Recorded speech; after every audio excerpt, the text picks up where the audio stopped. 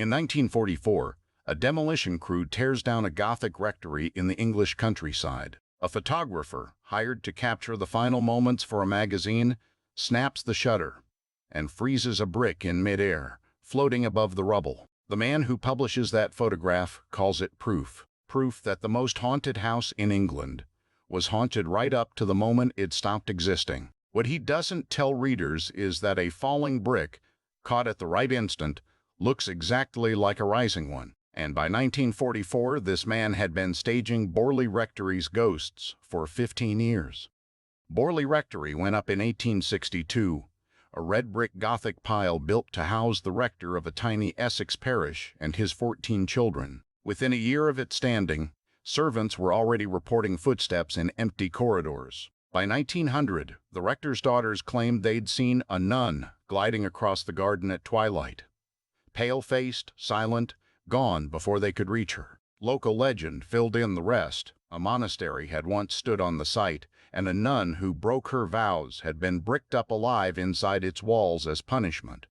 There's just one problem. No record of a monastery has ever been found anywhere near Borley. The story wasn't history. It was something the family told themselves, and then told the neighbors, and then told the newspapers, until the telling became the truth. For decades, that's all Borley Rectory was. A spooky story in a small village nobody outside Essex had heard of. Then, in 1929, a new family moved in, and a newspaper made a phone call that would turn a local ghost story into a national obsession. Reverend Guy Eric Smith and his wife arrived at Borley in 1928 and almost immediately started reporting phenomena. Doorbells ringing with no one at the door, footsteps with no feet, and, according to Mrs. Problem Smith, a young woman's skull she claimed to find hidden in a cupboard. Rattled, the Smiths wrote to the Daily Mirror. The Mirror smelled the story and sent in their secret weapon, a man named Harry Price. Price wasn't a scientist. He was a stage magician turned self-styled psychic investigator, and he ran his own organization with an impressive name, the National Laboratory for Psychical Research, that consisted, in practice, of Price and whoever he chose to bring along. He'd built a reputation exposing fraudulent mediums, which made him seem credible. It also meant he understood exactly how a con works from both sides of the trick. Price arrived at Borley in June 1929. And that night, according to witnesses, stones flew through the air and mysterious taps sounded on a mirror frame. The Mirror ran the story under a headline promising a real haunted house, finally investigated by a real expert. Mrs. Smith, watching Price work, came to a different conclusion. She suspected he was staging it himself. The Smiths left Borley within weeks, citing not the ghost, but the swarm of reporters and gawkers Price's story had brought to their doorstep.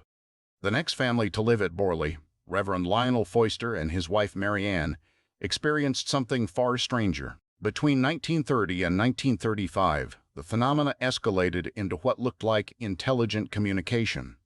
Pencil writing appearing on the walls, some of it addressed directly to Mary Ann by name. Mary Ann, I cannot get out, one message read. Objects moved. A stove ignited without fuel. Mary Ann herself was allegedly pushed down a staircase by nothing at all.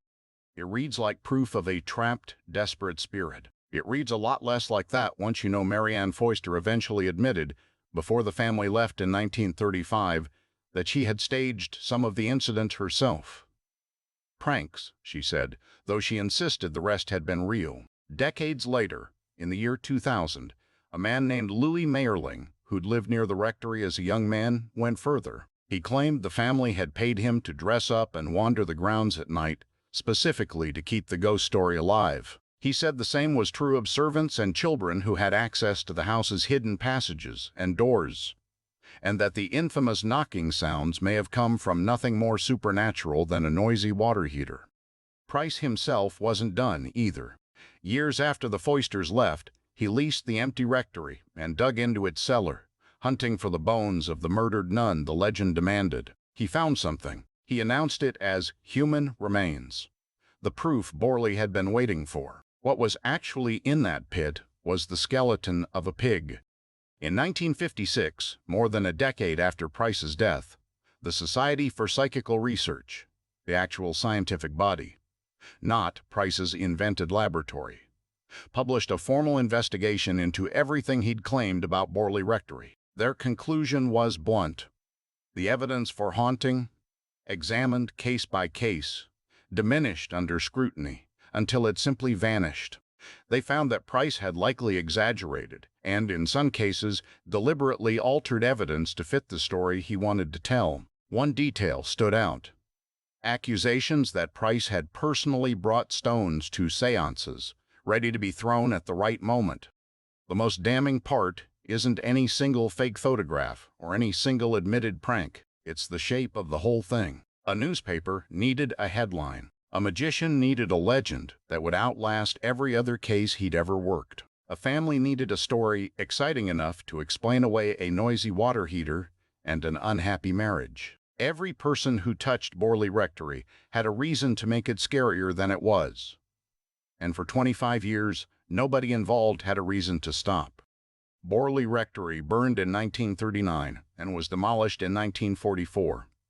The same demolition that produced Price's floating brick photograph, his final piece of evidence, captured after the house itself no longer existed to haunt anyone. And still, none of it killed the story. Books kept the legend alive through the 1950s. Documentaries picked it up in the decades after. 2 feature films about Borley had been made in the last 5 years alone.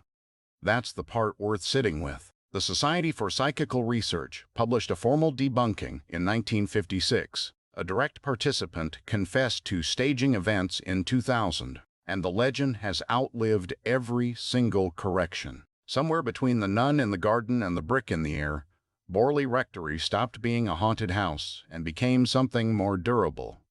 A story people wanted to believe, built by people who understood exactly what they were doing. The house is gone. The story never left. If a manufactured haunting can convince a nation for 100 years, it's worth asking what else got built the same way. Subscribe for more of the cases where the real story was never the ghost. And if you want to see what happens when a legend gets it backwards on purpose, you'll watch the Pied Piper video next. Same trick, 700 years earlier.